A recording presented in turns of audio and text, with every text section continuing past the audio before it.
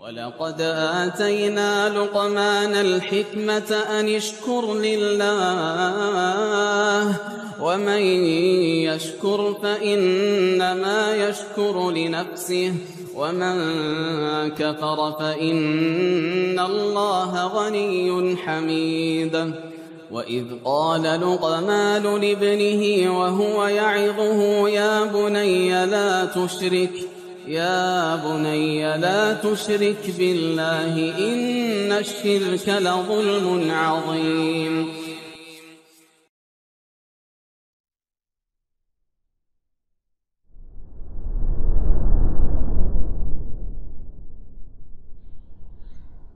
يا أيها الذين آمنوا اتقوا الله حق تقاته ولا تموتن إلا وأنتم مسلمون فإن أصدق الحديث كتاب الله وخير الهدي هدي محمد صلى الله عليه وسلم وشر الأمور محدثاتها وكل محدثة بدعة وكل بدعة ضلالة وكل ضلالة في النار. أما بعد، مرحبا بكم dan selamat datang para bapak dan ibu yang dirahmati oleh Allah Azza wa Jalla di pelajaran atau muhadarah atau kajian dengan tema pelajaran dari pahitnya hidup dan susahnya, kerasnya hidup, yang mana ana ambil suatu artikel yang berfaedah insyaallah ditulis oleh ahli ilm yaitu Abdul Aziz Kuhail dengan judul Durus min Sunnatil Alami Wasyiddah, pelajaran-pelajaran dari sunnah, yaitu sesuatu yang menjadi sunnatullah berupa rasa sakit dan juga kondisi sulit. Beliau mengatakan, ma min mu'minin illa wa tamurru bihi awqatu dhiqin wa shiddatin wa anat. Tidaklah ada seorang mukmin kecuali pasti berlalu atau pasti akan lewat atau melewati waktu-waktu sempit, sulit, berat yang mengusir segala kebahagiaan dan keluasan, yang mana masa-masa sulit itu menjadikan ufuk tertutup, seolah-olah jalan keluar itu tidak bisa dilihat dan diketahui. Maka kehidupan di dunia ini yang disebut negeri ujian, seorang manusia yang Allah berikan akal dan juga iman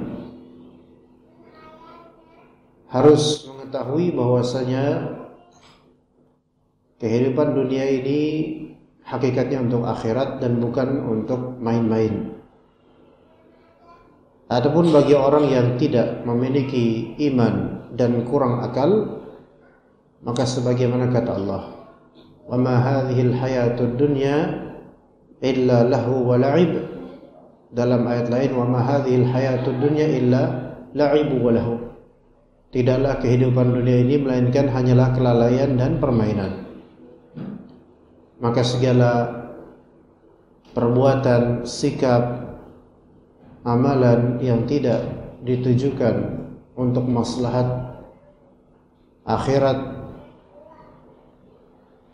dan kebaikan dunia, maka itu semua hanyalah permainan dan juga kelalaian. Bahkan seseorang ketika beramal soleh pun kalau dia tidak ikhlas, maka tetap dianggap lalai. Dan seseorang ketika dia beramal soleh walaupun ikhlas namun tidak sesuai sunnah, maka seperti main-main. Agama Islam ini agama perfeksionis dari segi ketulusan dan juga keselarasan dengan syariatnya, syariat Allah Azza wa Jalla. Kita harus berusaha menyempurnakan keikhlasan dalam beramal dan menyempurnakan ittiba', yaitu keselarasan dengan sunnah Rasul. Barang siapa yang tidak ikhlas dalam beramal, maka dia lalai. Barang siapa yang tidak sesuai sunnah, maka seolah dia main-main dalam beramal. Agar tidak dinilai lalai dan tidak dinilai main-main, maka harus memenuhi dua syarat itu, yaitu ikhlas dan ittiba'. Ikhlas dalam beramal dan menyelaraskan dengan sunnah Nabi SAW. Dan kunci segala kesedihan adalah iman dan kesabaran. Iman, amal saleh dan kesabaran. Tanpa iman maka segala ujian betul-betul semakin berat, bahkan bisa mewariskan suudzon kepada Allah Azza wa Jalla. Tanpa amal saleh maka ujian tidak bisa atau musibah tidak bisa dialihkan. Karena orang yang beramal saleh menyibukkan diri dengan amal saleh ketika dilanda fitnah dan musibah, maka hatinya akan tenang karena ada pengalihan. Dan siapa yang tidak bisa bersabar dalam menghadapi musibah, maka dia hanya memperberat ujian. Ketidaksabaran itu memperberat musibah. Ketidaksabaran, mengandai-andai, menyesali, itu hanya menghabiskan waktu dan memperberat kadar musibah itu sendiri. Betapa banyaknya orang yang baru belajar ketika akan menghadapi ujian. Ketika dulu kita mau ujian cawu atau catur bulan atau ujian akhir, mendadak semua pelajar itu belajar, mencari pelajaran. Namun di hari-hari ketika tidak ada ujian, semua umumnya pelajar merasa aman, nyaman, tidak perlu rajin belajar. Ini menunjukkan bahwa ujian seperti menjadi ladang agar kita mengambil ibrah dan pelajaran. Kenapa orang-orang yang berusia tua atau senja mereka lebih bijak dan lebih hati-hati? Karena mereka sudah banyak dapat pelajaran dari ujian kehidupan. Kenapa Nabi Muhammad SAW diutus sebagai Nabi di usia 40 tahun? Kenapa tidak sebelumnya? Karena itu usia pada umumnya kematangan insan, matang dengan segala pelajaran dari ujian-ujian hidup. Karena tidak mungkin usia 1 sampai 39 tidak punya pengalaman ujian hidup, tidak mungkin. Ya, maka mengambil banyak ibrah, mengambil banyak pengalaman, dan juga menggembala kambing sebelumnya. Yang kata Nabi, bahwasanya para nabi sebelumnya itu juga mereka terbiasa menggembala kambing, sehingga setelahnya nanti menggembala rakyat. Ya. Nah, kita berangkat dari hal-hal seperti ini, kesulitan, musibah dan ujian yang mana Allah Subhanahu wa taala niscayakan dan janjikan kepastian adanya di dunia ini. Islam memiliki fikihnya terhadap musibah. Dan Allah Subhanahu wa taala tidaklah akan mentakdirkan sesuatu kecuali itu yang terbaik buat hamba ini. Jika ia ingin berhusnuzan kepada Allah. Dan semakin dia beriman, maka semakin Allah taala tebalkan ujiannya. Kata Nabi sallallahu alaihi wasallam, Inna 'idhamal jazaa'i ma'a 'idhamil bala. Sesungguhnya besarnya ganjaran itu selaras dengan besarnya ujian. Wa innar rajula la yubtala ala hasabi dinih. Seseorang itu akan diuji sesuai dengan kadar iman dia. Fa in kana fi dinihi salabah zida fi bala'ih. Kalau misalnya dia memiliki ketebalan iman, maka ditambahkan ujiannya. Jadi jangan heran kalau semakin beriman, semakin besar ujian. Itu tidak perlu heran. Itu sunnatullah, tanda sayangnya Allah. Yang dibalik dari ujian itu ada janji Allah. Wa in kana fi dinihi khiffah atau riqqah khuffifa anhu. Kalau misalnya di imannya itu ada ketipisan, tipis, imannya lemah, maka diringankan ujiannya. Kalau kita lihat, orang yang paling banyak belajar dari ujian adalah orang yang beriman. Karena ujiannya lebih banyak dan lebih tinggi kualitas ujiannya, dan mereka lebih dekat pada Allah dengan ujian-ujian itu.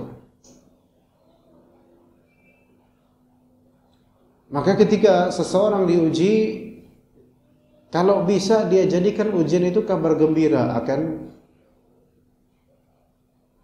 sayangnya Allah padanya. Ketika diberi kabar buruk yang itu menjadi ujian hati kita, maka anggaplah itu sebagai kabar gembira yang meningkatkan derajat kita jika sabar. Dan pasti ada hikmah. Ada hikmah di balik segala musibah. Jika musibah itu tidak ada hikmahnya, maka kenapa Allah Ta'ala dinamakan Al-Hakim, yang maha bijaksana? Karena semua musibah itu adalah hukum Allah Azza wa Jalla.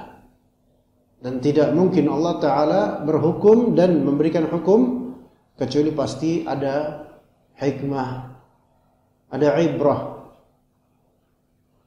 Yang mengetahuinya adalah orang-orang yang beriman dan mendalami ibrah dan hikmah dari setiap kejadian. Adapun orang-orang yang jahil, selagi pula kurang imannya, maka ujian apapun itu berat bagi mereka. Walaupun ringan sebenarnya, tapi berat bagi mereka dan mereka tidak lolos dari ujian. Bahkan sebagian dari mereka terpenjara dengan kesedihan dan penyesalan yang berlarut. Bahkan sebagian dari mereka mengakhiri hidupnya dengan akhir yang mengenaskan. Maka orang yang beriman sebaliknya.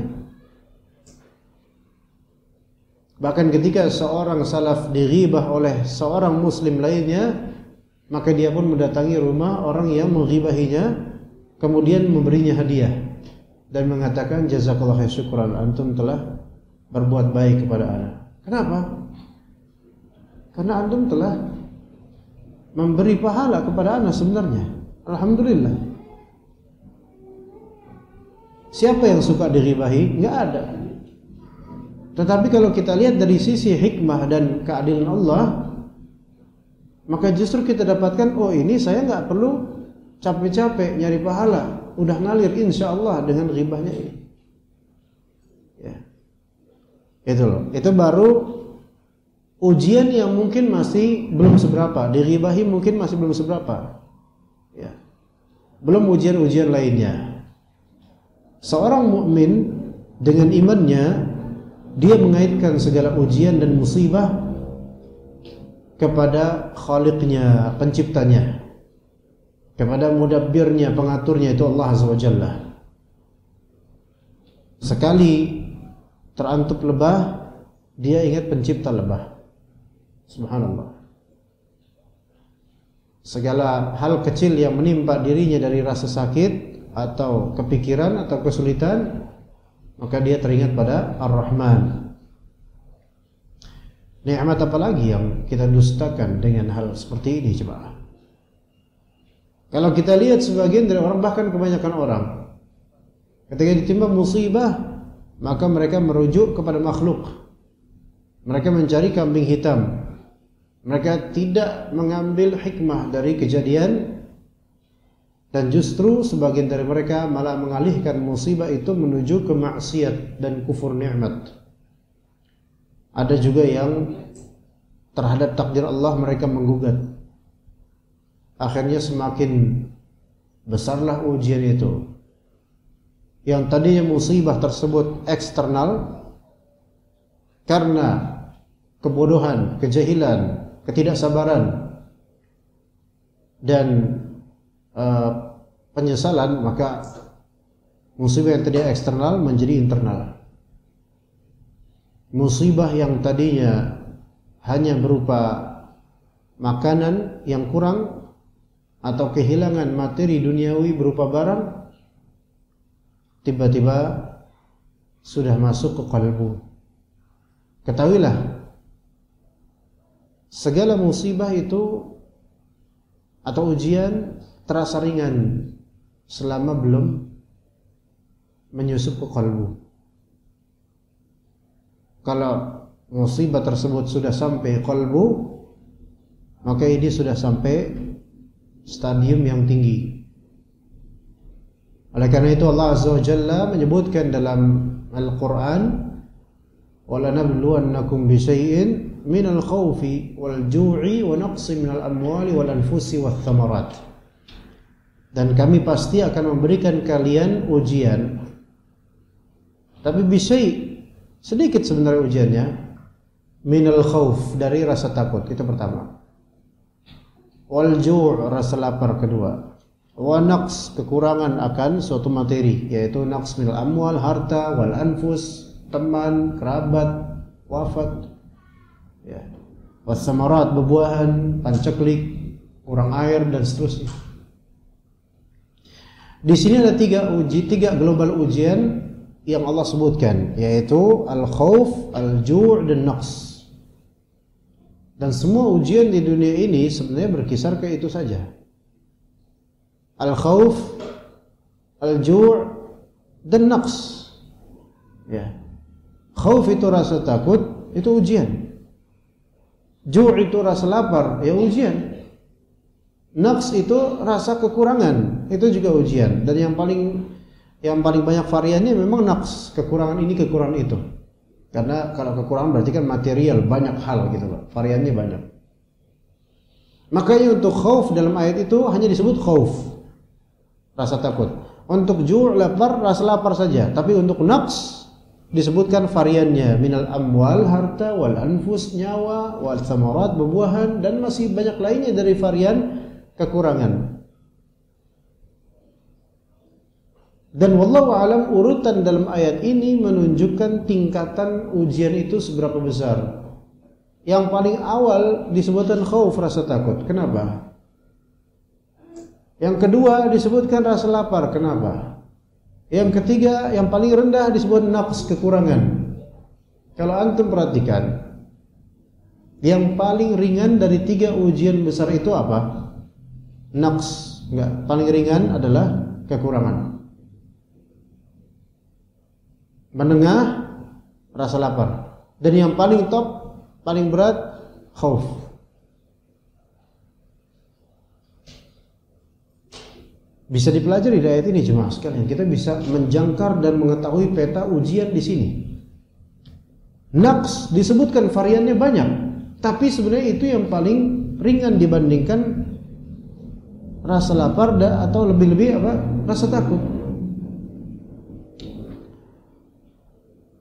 Nafs itu kan kekurangan. Tapi yang kekurangan di sini apa? Sifatnya eksternal, di luar dari diri kita, jemaah. Oke, sebut nafs minal amwal, kekurangan harta. Emang di diri kita, maksudnya kita makan harta, kita di usus kita ada emas gitu? Di jantung kita ada fulus, ada duit? Ya, enggak. Dia sifatnya eksternal, di luar dari tubuh kita, di luar dari jiwa kita. Amwal wal anfus, kekurangan kerabat, itu orang lain, bukan nyawa kita. Was thamarat, buah-buahan itu di luar dari diri kita. Lihat, ini paling akhir. Maka segala kekurangan material duniawi itu sebenarnya masih paling ringannya ujian. Kehilangan 1 juta itu bukan kehilangan darah, bukan kehilangan kesehatan, tapi yang hilang ya 1 juta yang di luar tubuh kita. Walaupun mungkin di kantong kita, di dompet kita, tapi itu di luar diri kita. Kerabat meninggal misalnya, bahkan anak sendiri meninggal misalnya, itu bukan diri kita, tetap eksternal itu, bukan internal tubuh kita. Bebuahan, makanan dan kekurangan itu di luar diri kita, nggak ada bebuahannya. Bebuahan bukan diri kita, ya. Makanya levelnya paling ringan. Kalau baru level ringan ini aja sudah nggak kepuguhan, khawatirnya jadi gila misalnya, berarti orang ini imannya lemah.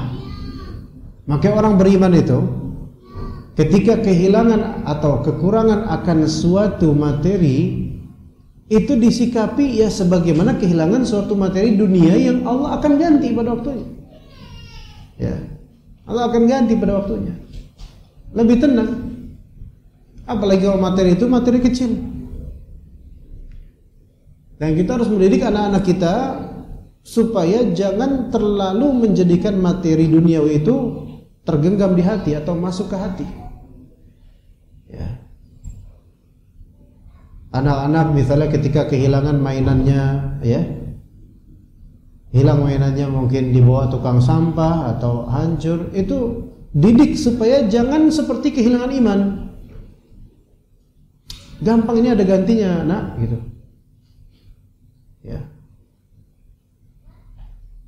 Anak kita ketika makanan sederhana, nggak seperti tetangga makanannya mewah, kita didik diri kita dan keluarga kita, ya ini suatu kekurangan yang sebenarnya material duniawi yang nggak seberapa, nyantai aja, ya, karena baru naqs, kekurangan duniawi kecil,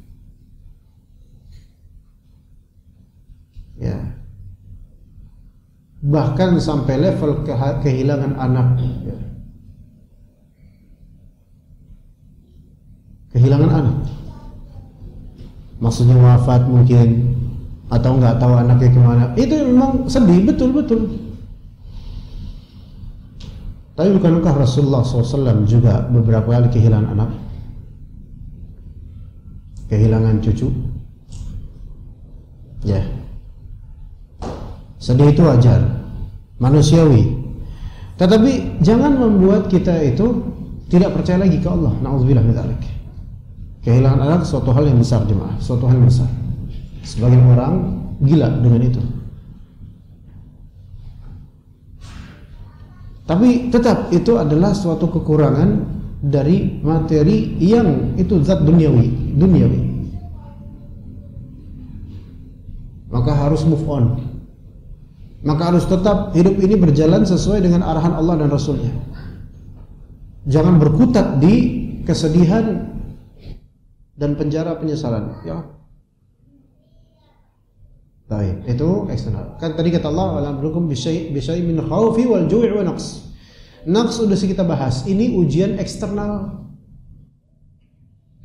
Yang tahap kedua, apa yang kedua, Pak? Rasa lapar, al-ju', rasa lapar. Rasa lapar ini sudah masuk internal. Karena ya masalah perut ini, ya. Ingat, ujian masalah perut itu mulai lebih tinggi daripada ujian kekurangan harta atau semisalnya. Kenapa banyak orang kerja di bank atau ribawi atau nggak peduli halal haram sekarang kan? Banyaknya orang, kenapa dia tetap halal haram, nggak peduli, pinjol, judol, ini sekarang kan luar biasa, pinjaman online, riba rata-rata. Judi online nggak usah dibilang riba lagi, dari namanya aja udah judi gitu kan. Tapi itu yang marak sekarang. karena mudahnya akses untuk mendapatkannya dan mudahnya tergiur seseorang akannya. Penyebabnya apa? Penyebabnya adalah musibah internal pada diri orang ini, di mana al-ju' dan al-khauf, yaitu lapar, buat makan maka pinjol, ya, gitu. Pinjaman dulu nggak apa-apa, saya mau nge-grab card misalnya, dah saya beli mobil, riba kreditnya, nanti saya dapat pekerjaan, gitu. Dia dapat pekerjaan supaya apa? Supaya bisa makan. Tuh lihat, ujian perut di blending dengan ujian yang paling dahsyat, yaitu nomor pertama, al-khauf, rasa takut. Ya. Nah sekarang al-khauf itu internal atau eksternal, Pak? Internal. Bahkan ini internya internal. Maka di nomor 1 dia, paling buruk, paling besarnya, paling dahsyatnya ujian itu udah sampai level khauf. Kenapa? Karena khauf itu ada di mana? Di hati. Segala musibah selama belum menguasai hati musibah itu, maka masih ringan, ya. Segala ujian atau musibah selama belum merasuki hati itu masih bisa dikategorikan ringan. Dan segala musibah sekecil apapun, kalau sudah sampai menguasai hati, maka itu sudah musibahnya apa? Musibah yang besar. Begitu. Jadi intinya adalah di hati kita. Ya, jadi kaidahnya tadi, segala musibah sebesar apapun itu kadarnya, ketika tidak merasuki hati, maka insya Allah dia masih ringan. Sebaliknya, segala musibah sekecil apapun itu, walaupun eksternal cuma kehilangan 10.000, tapi kalau sudah merasuki hati, maka musibah ini jadi besar. Begitu kaidahnya. Sekarang ada ummahat misalnya melihara kucing. Ada berapa kucing tuh? Ada kucing kesayangannya kemudian mati. Mati kucing kesayangannya. Nangis, nggak mau makan. Coba, kucing mati, bahkan dibilang itu musibah pun sebenarnya nggak juga gitu loh. Tapi karena kejadian dan peristiwa ini, kepikiran di hati, dimasukin di hati, dibaperin, jadi gede. Coba suaminya lihat, tetap aja ngorok tidurnya, nyaman, nggak kepikiran. Kenapa? Nggak masuk ke hati, hal ini nggak dipikirin. Tetap aja nyaman hidupnya, makan mau, bahkan jatah istrinya dia ambil gitu. Tuh. Bukan berarti kita itu kalau dapat musibah nggak usah dipikirin, nggak ada pikiran, nggak gitu juga. Cuma kita itu punya sandaran, yaitu Ar-Rahman, Allah Azza wa Jalla.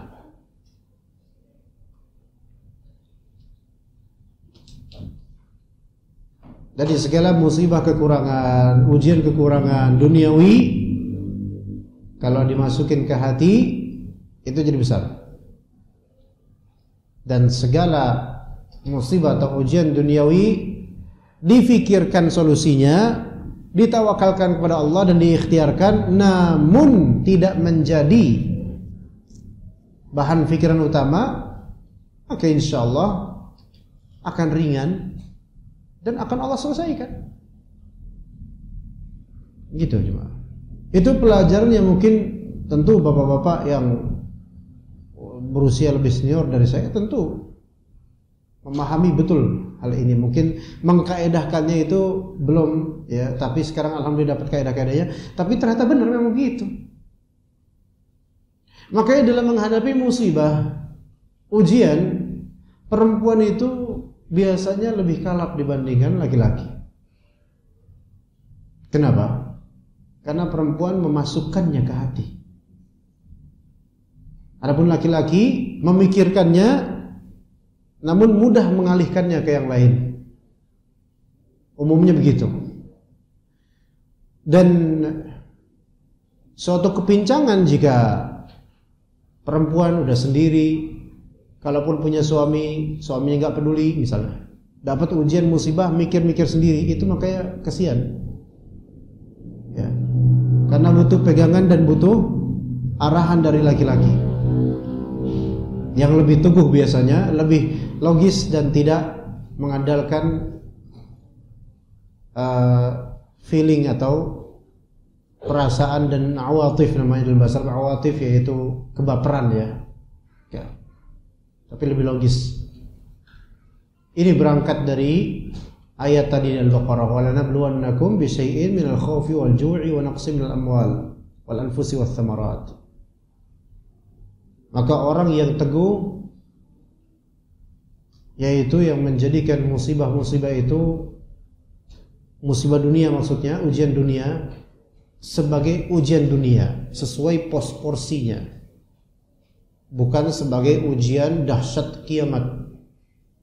Musibah kiamat itu lebih berat lagi. Kehilangan anak kucing jangan bersikap seperti kehilangan anak kandung.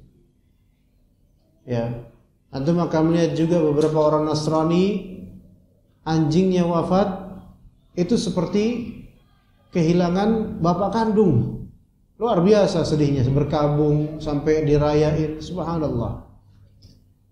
Musibah yang besar. Maka musibah jika belum merasuki kalbu, maka dia masih ringan untuk dihalau atau dicari solving problemnya. Jemaah sekalian rahimakumullah, namanya musibah dan kegalauan bagi orang beriman, itu musibah justru akan menyetir hati kita ke munajat dan zikir. Ya, orang yang beriman benar nih, ujian dan musibah, kegalauan dan seterusnya semisal itu malah justru memandu dan menyetir kita menuju munajat kepada Allah dan zikir. Munajat ketika berdoa dan zikir ketika luang. Begitu. Itu orang beriman seperti itu. Nabi SAW kata Aisyah radhiyallahu, "Idza hazabahu amrun shalla." Nabi SAW jika ada perkara yang mengurungnya, yang membuatnya kepikiran, maka beliau langsung sholat 2 rakaat. Dan sholat itu doa, munajat. Dan juga ada beberapa doa-doa kesedihan. Allahumma inni abduka ibnu abdika ibnu amatika nasiyati biyadik adlun fiyya madin fiyya qada'uk, ya, adlun fiyya qada'uk atau madin fiyya hukmuk adlun fiyya qada'uk, as'aluka bikulli ismin huwa lak sammaita bihi nafsak aw anzaltahu fi kitabik aw 'allamtahu ahadan min khalqik aw ista'tharta bihi fi 'ilmi al-ghaibi 'indak an taj'al al-Qur'ana rabi'a qalbi wa nura sadri wa jalaa'a huzni wa dhahaba hammi. Itu doa kesedihan. Ini zikir dan munajat. Dan ini orang beriman. Kata Allah Azza wa Jalla, alladzina amanu wa tatma'innu qulubuhum bi dzikrillah. Ala bi dzikrillah tatma'innul qulub. Yaitu orang-orang beriman dan kalbu mereka tenang dengan zikir kepada Allah.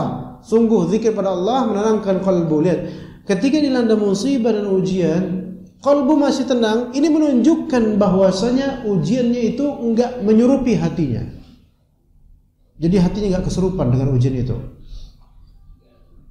Dan itu yang membuat keadaan terkontrol dengan baik dan membuat solusi itu akan terwujud insyaallah dengan izin Allah semuanya. Adapun ketika kalbu terus gusar, overthinking, memikirkan yang berlebih di masa depan, suudzon kemudian kepada makhluk, suudzon kepada Allah Azza wa Jalla, maka susah itu hidup, susah. Kalbunya itu hitam atau mendung, kemana-mana kepikiran, kemana-mana pandangan mata kosong, seolah-olah dia sudah tidak akan dapat rezeki ketenangan lagi oleh Allah Azza wa Jalla. Subhanallah. Padahal boleh jadi pada asalnya ujian itu harusnya menjadi peningkatan derajat buat dia, menjadi kedekatan dia kepada Allah berikutnya. Tapi justru banyak orang yang memilih opsi ketidaksabaran, opsi kegalauan yang berlebihan, opsi suudzon pada Allah dengan takdirnya, opsi menggugat takdir Allah, na'udzubillah min dzalik, atau opsi mencari kambing hitam, padahal boleh jadi dirinya lah yang bersalah sebenarnya, makanya ada musibah. Jadi seorang mukmin musibahnya itu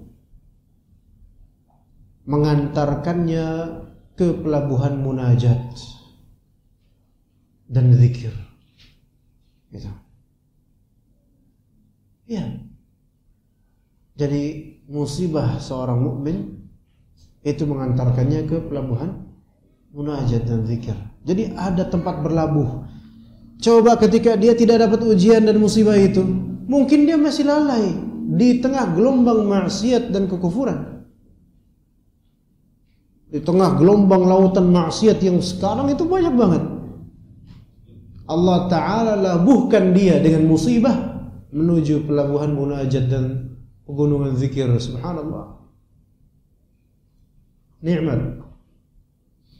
Makanya sebagian salaf berkata, di antara Sufyan Ats-Tsauri rahimahullah, seseorang baginya lebih afdal dia diuji dengan rasa sakit, dengan sakit. Karena apa? Ketika dia sakit, dia dekat sama Allah. Ketika dia sehat, dia lupa sama Allah. Dan boleh jadi tiba-tiba ujian musibah menyergap kita secara mendadak sebagai nasihat dari Allah, bahwasanya antum, kamu itu sudah terlalu jauh, ayo balik. Allah Subhanahu wa Ta'ala kirim untuk kita kapal musibah supaya kita berlabuh ke pelabuhan munajat dan zikir dan doa. Gitu. Ya. Itu dirasakan oleh orang-orang yang mengambil ibrah dari musibah yang pernah dihadapi. Ya. Bukankah mungkin pernah Anda sebutkan juga mungkin di majelis ini atau lainnya, kadang kita rindu dan kangen dengan keadaan ketika kita kena musibah. Bukan kangen akan musibahnya, tapi kangen akan munajat dan air matanya. Munajat yang kualitasnya itu tidak bisa kita dapatkan pada diri kita saat lagi senang. Air mata yang tidak bisa tertumpah keluar di sajadah kecuali di saat-saat musibah. Itu sesuatu yang value-nya itu kok susah didapat ketika kita lagi senang. Gitulah. Kita enggak mengharapkan dapat musibah, enggak. Cuman kadang musibah itu kenangannya adalah di air mata dan doa-doa. Ya. Sementara kesenangan duniawi itu kenangannya adalah sesuatu yang kalaupun kita kembali, kita nggak mau sebenarnya dapat itu. Itu, gini loh. Ketika kita mengenang air mata, taubat, munajat di masa musibah, yang kita kenang tuh yang kita hangat akannya itu apa? Air matanya, doanya, munajatnya. Bukan di musibahnya. Ya naudzubillah, belum dapat musibah itu lagi, gak mau. Itu kan yang kita kenang kan? Yang kita kenang itu positive vibe-nya gitu loh. Doanya, munajatnya, imannya, kedekatannya pada Allah itu kok ya Allah ketika itu tuh enak, lezat banget ibadah. Sholat tuh kena banget ketika itu. Itu yang kita kenang. Sekarang coba Pak, antum ada ibu-ibu, kita semua coba kenanglah masa muda kita dulu. Masa bandel, kalau emang bandel. Ya.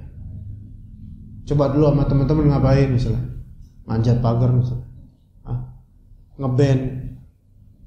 kongko bareng, nongkrong bareng, hangout bareng ya. Terus malam-malam di pos ronda bareng-bareng bercanda sama teman misalnya. Wah, terkenang ya, terkenang. Lihat di Facebook dia, di media sosial ada grup-grup jadul. Kenangan-kenangan masa lalu ya. Zaman-zaman SMA sama teman-teman lagi senang-senang ngeprank orang, ngerjain orang. Lucu ya zaman itu ya. Memang terasa hangat. Cuman coba kalau kita dikembalikan benar-benar ke masa itu, rela nggak? Anda yakin nggak rela? Anda nggak mau. Banyak di Facebook misalnya foto-foto masa lalu, yaitu apa? Masa-masa tahun 80-90 ketika anak-anak tuh bermain di sawah, ketika belum kenal handphone, ketika semua komunikasi dengan baik. Ya, tapi seandainya kita nih misal bisa jadi ke zaman itu lagi, ana yakin antum nggak bakal mau, nggak bakal betah, nggak bakal betah. Walaupun mengenang, walaupun terasa syahdu nikmat, nggak bakal betah. Kenapa? Ketika seseorang sudah mendapatkan yang terupgrade dari dunia, dia itu nggak bakal mau yang downgrade lagi. Walaupun terkenang. Sekarang kita udah punya handphone, sinyal 5G bahkan. Kemudian dikembalikan ke masa-masa purbakala ketika itu. Masih di sawah, main kali dan seterusnya. Pasti kita akan, waduh nggak ada WhatsApp, biasa di kantong ada HP. Wah kok kosong sekarang udah nggak ada HP. Pasti malah justru pengen diminta balik ke 2023. Kenapa? Nggak seru sekarang. Nggak seru tahun 90-an ternyata. Gini-gini aja. Kita nggak bisa nge-GoFood, ya, susah, ya, nggak bisa beli ini, susah. Tuh. Jadi kenangan-kenangan dan rasa hangat di hati tentang masa lalu duniawi kita itu tuh sebenarnya hanyalah suatu receh yang suatu saat value-nya akan nurun, udah nggak ada lagi, gitu loh. Makanya mengenang suatu momentum iman itu bisa kita lakukan lagi sekarang. Tapi mengenang suatu momentum duniawi, kalaupun kita lakukan, nikmatnya nggak seberapa. Bahkan kita merasa bosan juga ternyata. Begitu. Coba sekarang Pak, mungkin yang dulu main Tetris. Tetris itu gamebot bukan apa sih? Yang dulu tuh disewa-sewa loh. Ya kan? Gamebot ya. Itu kan dulu ada tukang nyewa gamebot, pakai tali itu supaya nggak kabur tuh anak, ya kan? Itu ketika banyak tuh dikerubutin kan sama anak-anak. Zaman itu. Ya. Coba sekarang kalau mainan kita masih itu, padahal ada Google Play gitu kan, tapi kita mainannya pakai gamebot, bosen nggak? Bosen. Padahal ini mengenang masa lalu kita. Itu dunia itu seperti itu. Sebalik-baliknya kita ke masa lalu, tetap aja pasti bosan. Tapi kalau momentum iman, sebalik-baliknya kita ke momentum iman, munajat, doa, minta sama Allah, enggak, wallahi, enggak ada bosan-bosannya. Wallahi. Karena menyelami samudra cinta kepada Allah Ta'ala,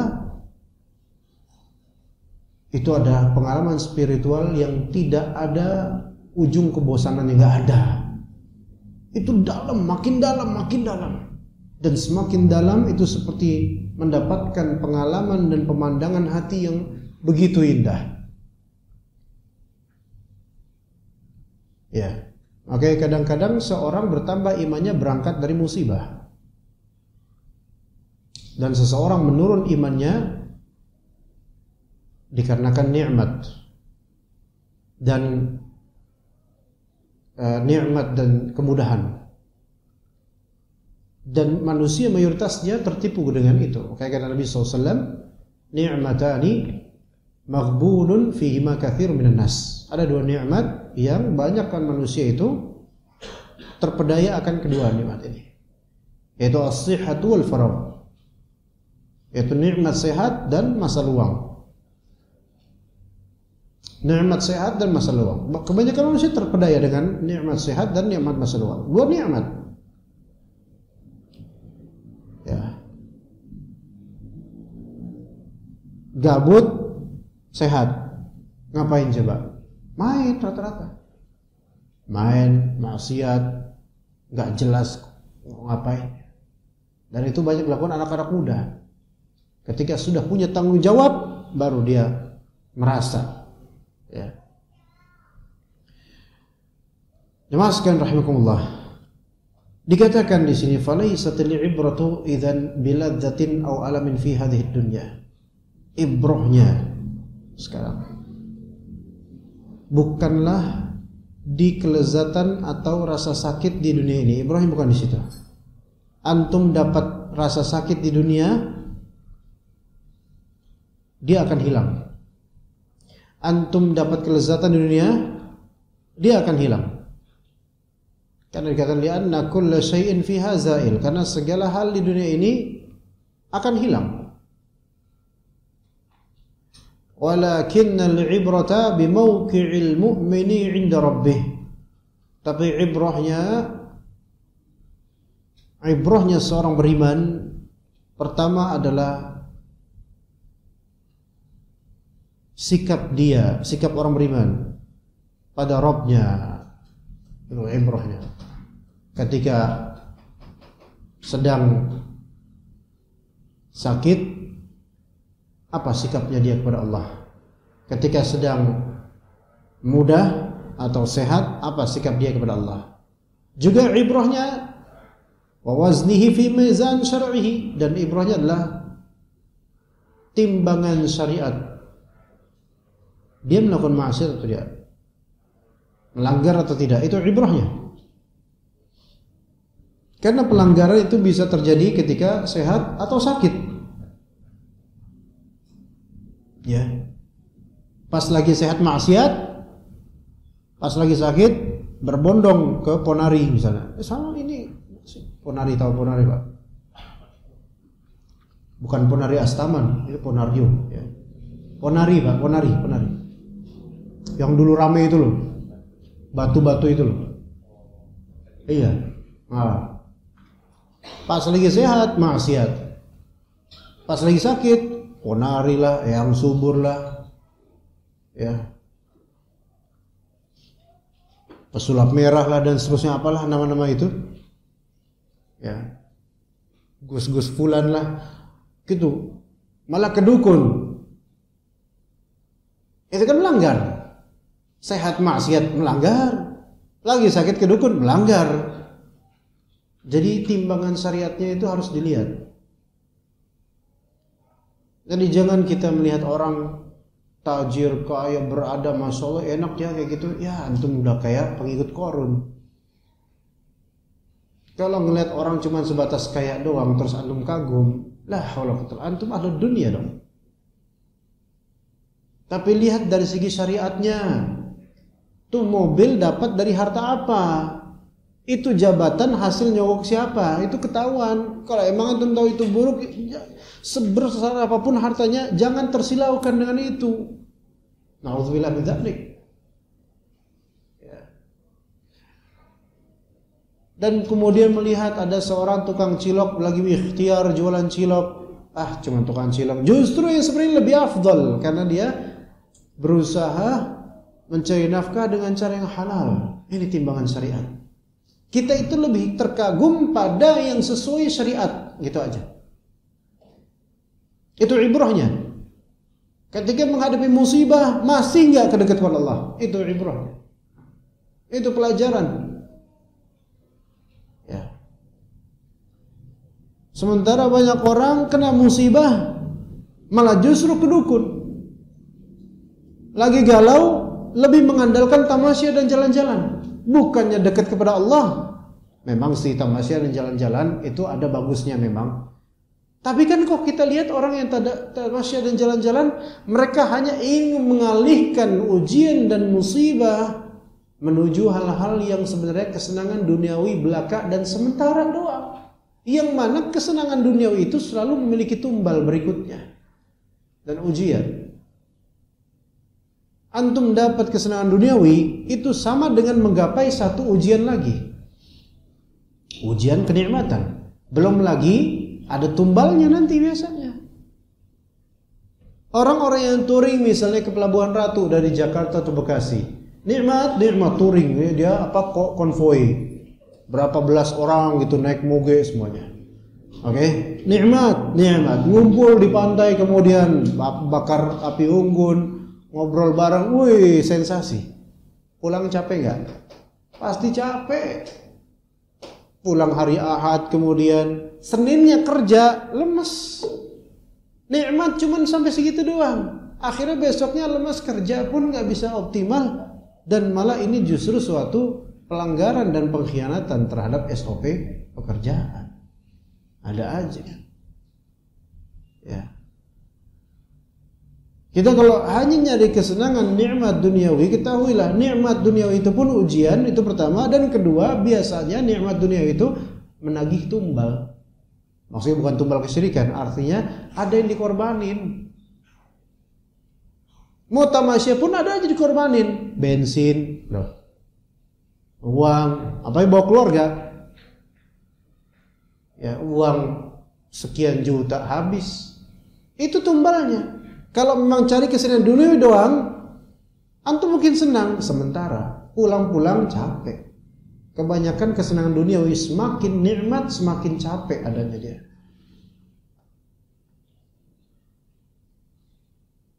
Ya, makanya kadang-kadang musibah itu membuat kita tidak bergerak kepada kenikmatan, karena Allah pelihara kita supaya jangan terlalu bangga, jangan terlalu nikmat. Dekat aja sama Allah, karena itu kenikmatan dan surga dunia yang ada di hati. Kemudian juga seseorang ibrahnya juga ketika ibrahnya selain bagaimana sikap dia kepada Allah ketika menerima musibah, dan bagaimana tinjauan syariat yang dia lakukan ketika kena musibah, dan hal munqalabihi baina yadayhi yaumil qiyamah, dan keadaan kembalinya dia di hadapan Allah di hari kiamat, itu juga harus dipikirkan, jadi ibrah. Ya.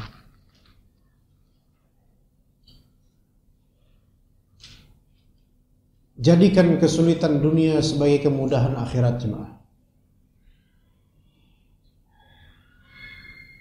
Dan jangan jadikan kemudahan dunia sebagai kesulitan akhirat.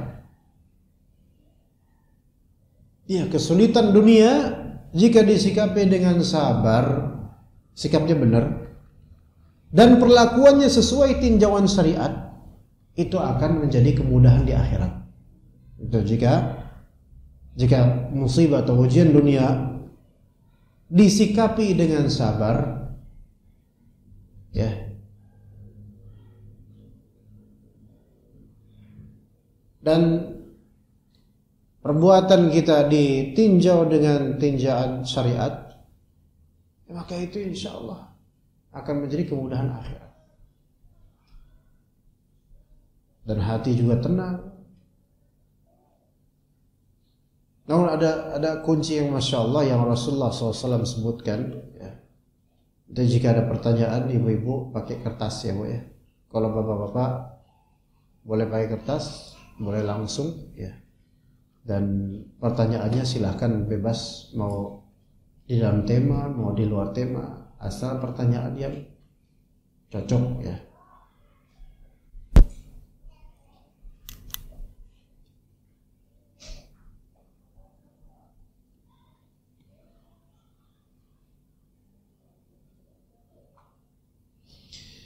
Ya.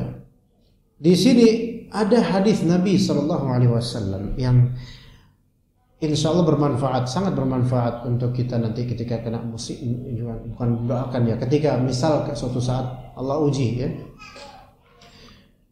Ini hadis riwayat Abu Hurairah dalam hadis riwayat Tirmidzi ya.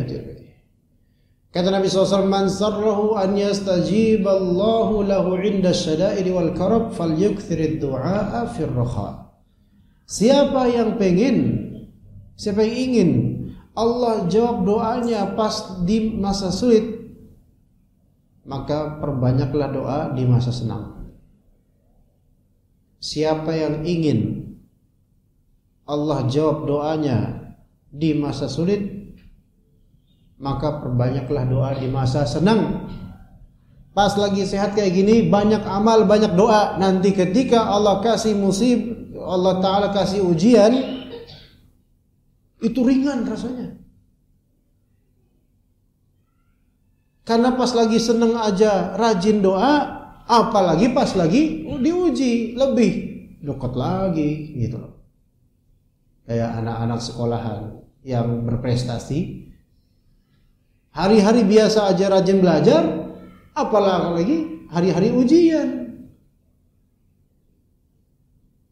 Oke, orang-orang yang rajin belajar di hari-hari biasa, itu di hari ujian lebih tenang hatinya dibandingkan dengan boro-boro belajar di hari biasa.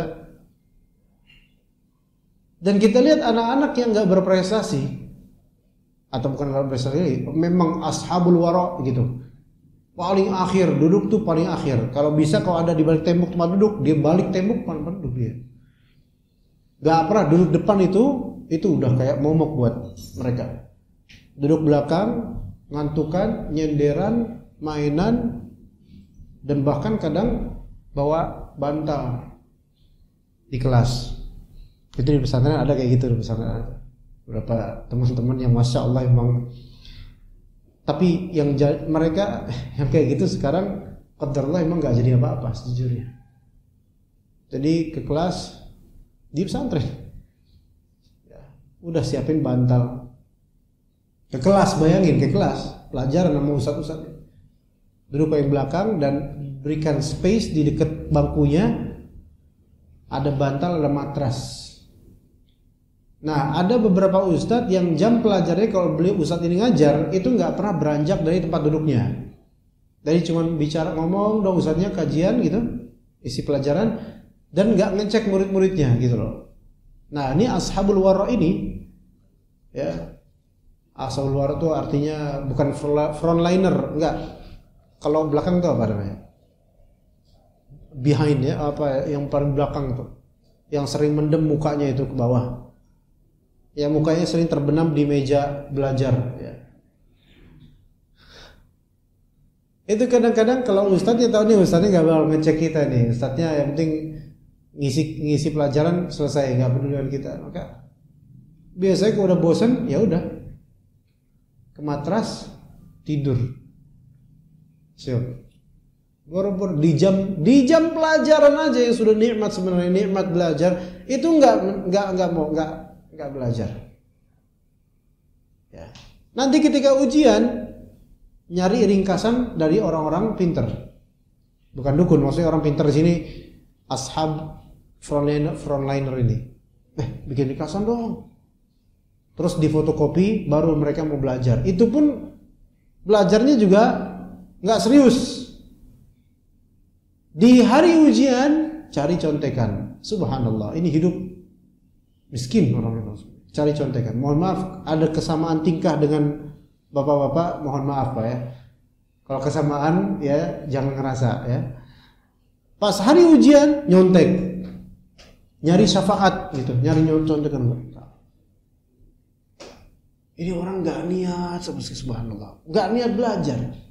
Itu kayak misal kita di hari normal nih, hari sehat, enak hidup, waktu-waktu mustajabnya doa kita nggak manfaatin. Ibarat santri itu di waktu pelajaran ada ustadz nih udah datang nikmat ini gitu loh, ilmu datang gitu loh, kita nggak manfaatin. Ibarat kita di waktu mustajabnya doa kita nggak doa, bodo amat. Sebelum subuhnya seperti imam terakhir misalnya, antara adzan dan iqamah misalnya, ya, di selepas asar, antara asar dan maghrib di hari Jumat misalnya, di antara dua khutbahnya khatib di hari Jumat misalnya, dan lain-lain. Ada momentum itu nggak kepikiran buat doa, ya, gitu loh. Kenapa? Ada apa? Gak ada apa-apa. Tabrakan sepertinya tabrakan. Enggak ada. Ini selik tabrak ada. Nah ini matiin.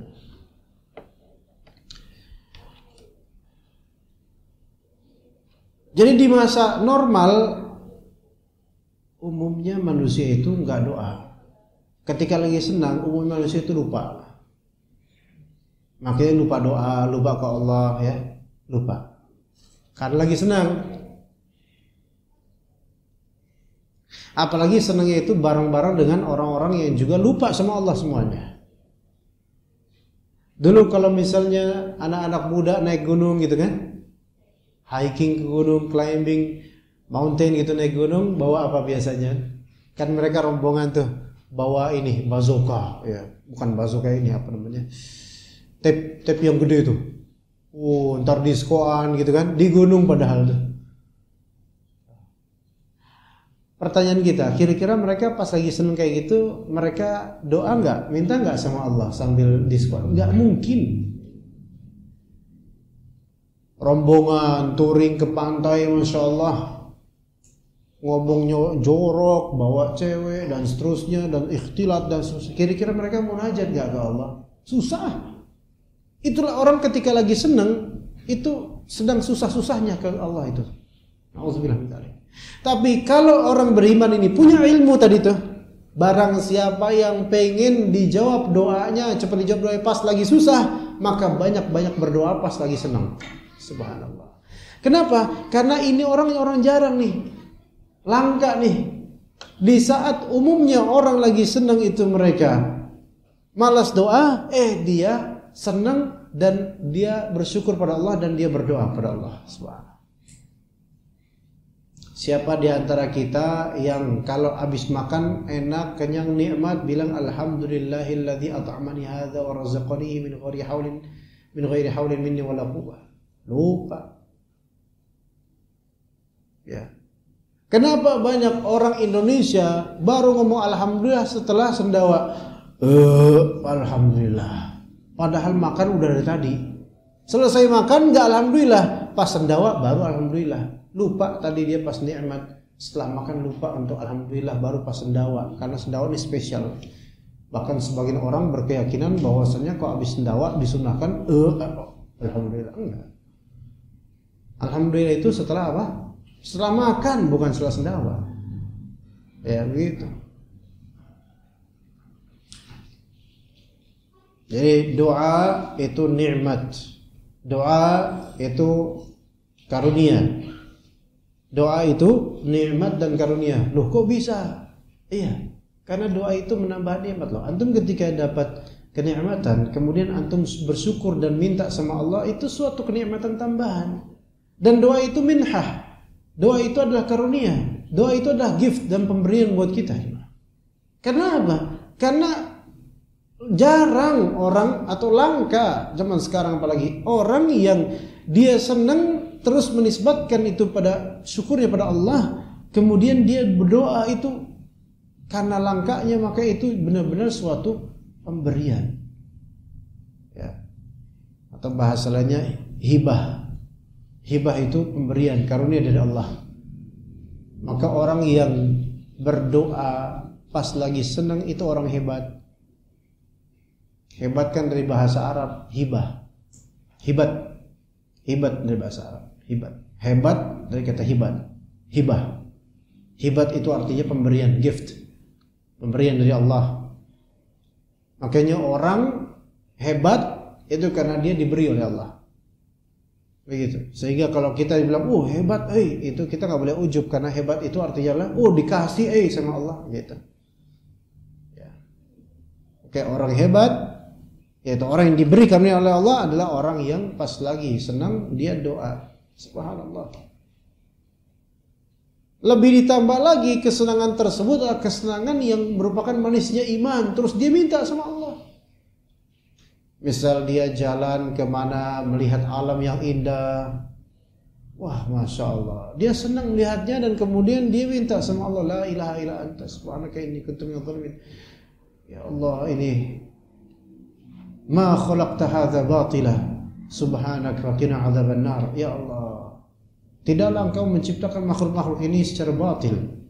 Maha suci engkau ya Allah, jauhkanlah kami dari api neraka. Masya Allah. Ya.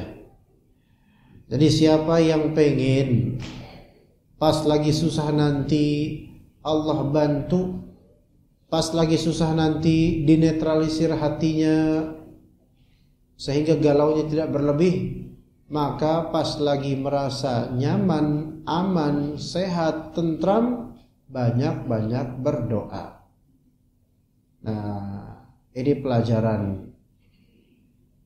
Karena kita nggak tahu esok hari ujian apa yang Allah titipkan pada kita.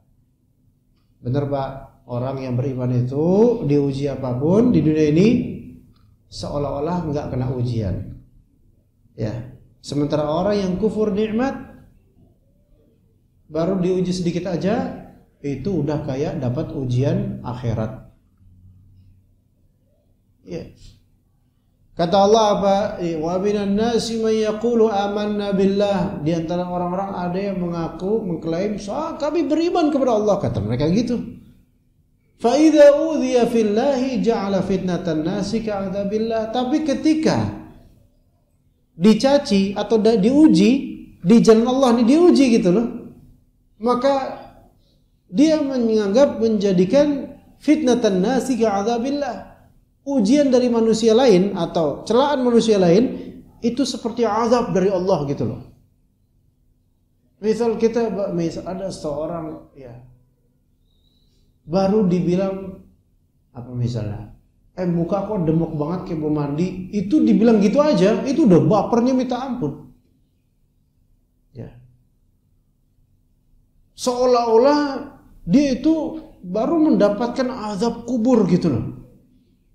Padahal baru dibilang demek banget kayak bermandi, padahal emang iya demek.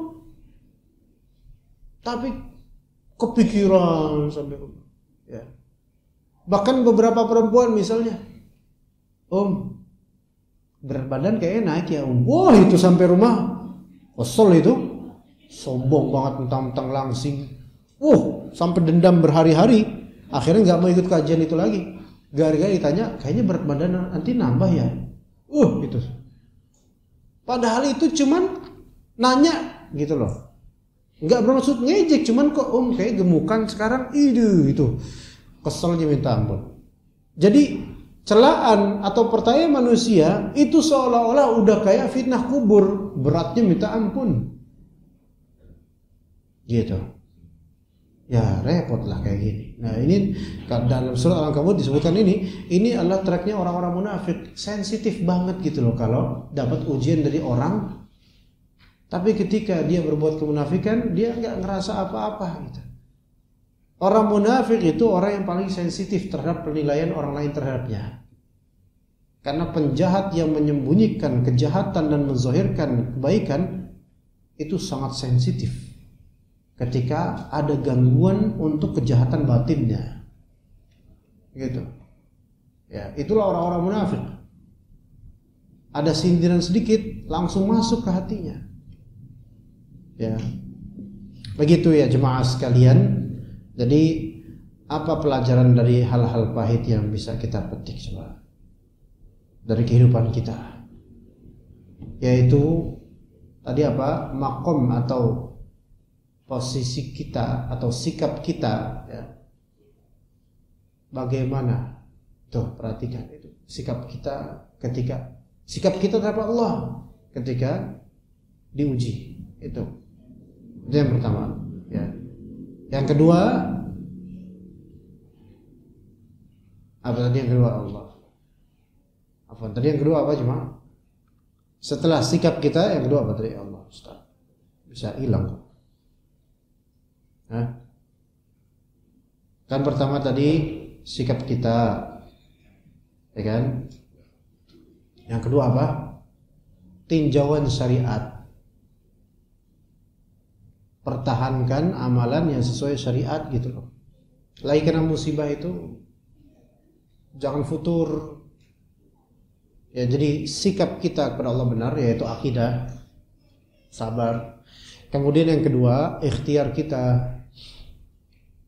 Perbuatan kita sesuai syariatnya, ikhtiar kita dalam menetralisir musibah. Apa ikhtiarnya gitu. Nah, kemudian yang ketiga, kita pikirkan nanti di hadapan Allah bagaimana ini pertanggungjawabannya. Betul.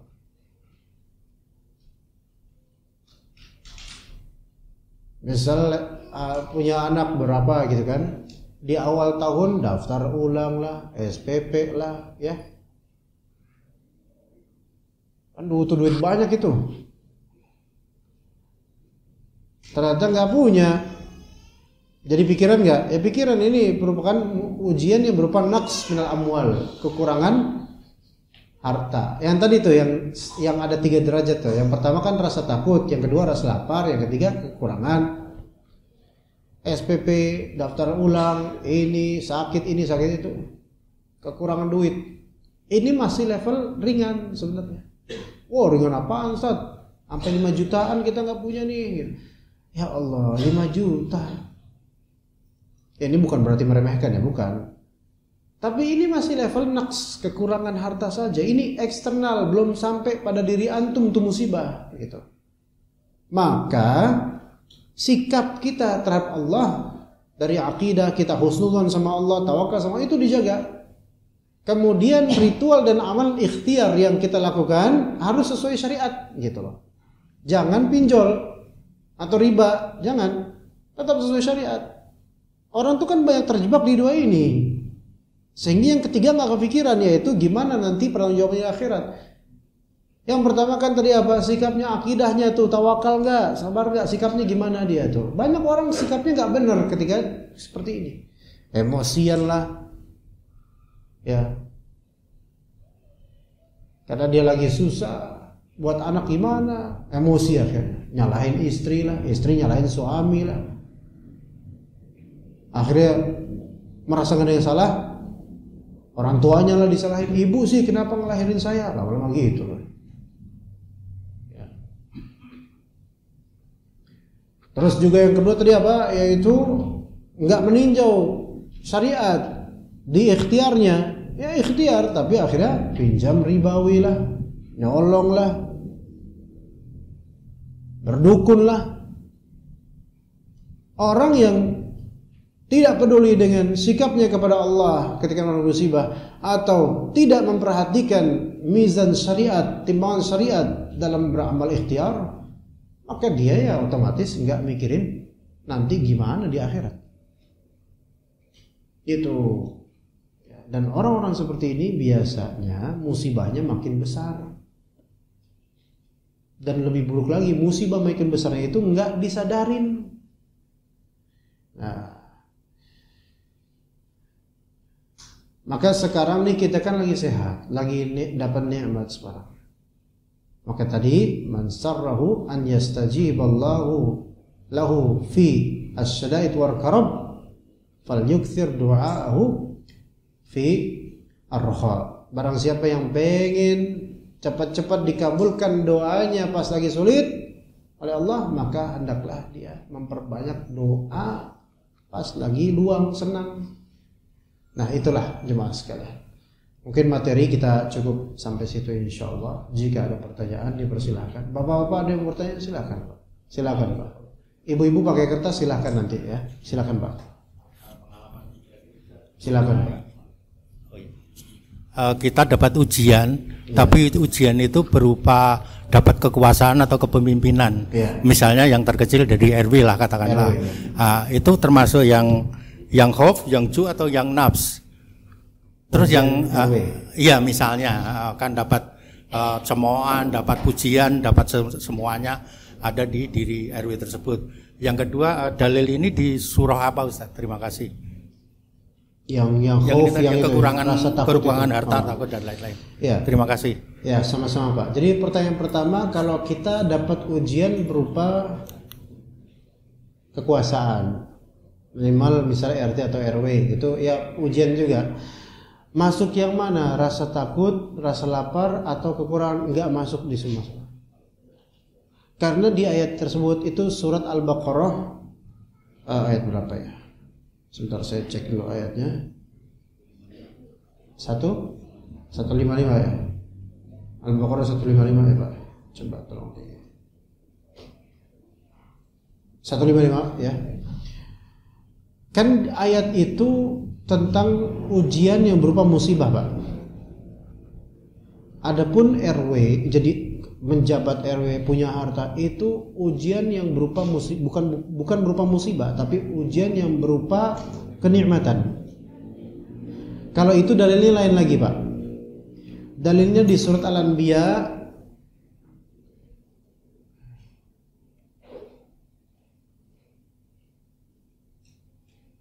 Al-Anbiya ayat 35. Di surat Al-Anbiya ayat 35. Saya bacain ya, Pak.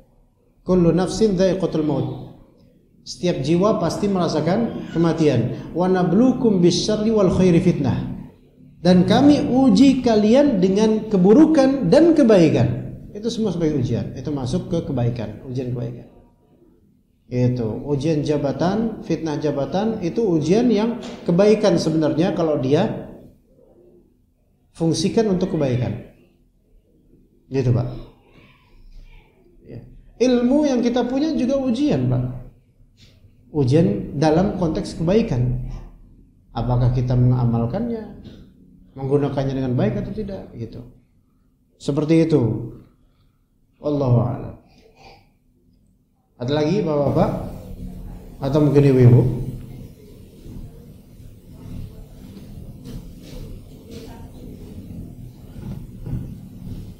Nggak ada pertanyaan dari ibu-ibu atau cukup?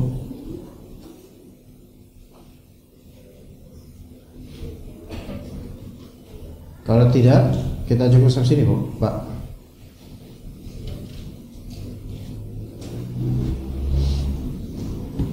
Oke, kita cukup sampai sini insyaallah taala. Terima kasih atas kehadiran antum semua. Barakallahu fikum jami'an. Wa sallallahu ala nabiyyina Muhammad wa ala alihi wa sahbihi ajma'in. Subhanakallahumma bihamdika asyhadu an la ilaha illa anta astaghfiruka wa atubu ilaik. Assalamualaikum warahmatullahi wabarakatuh.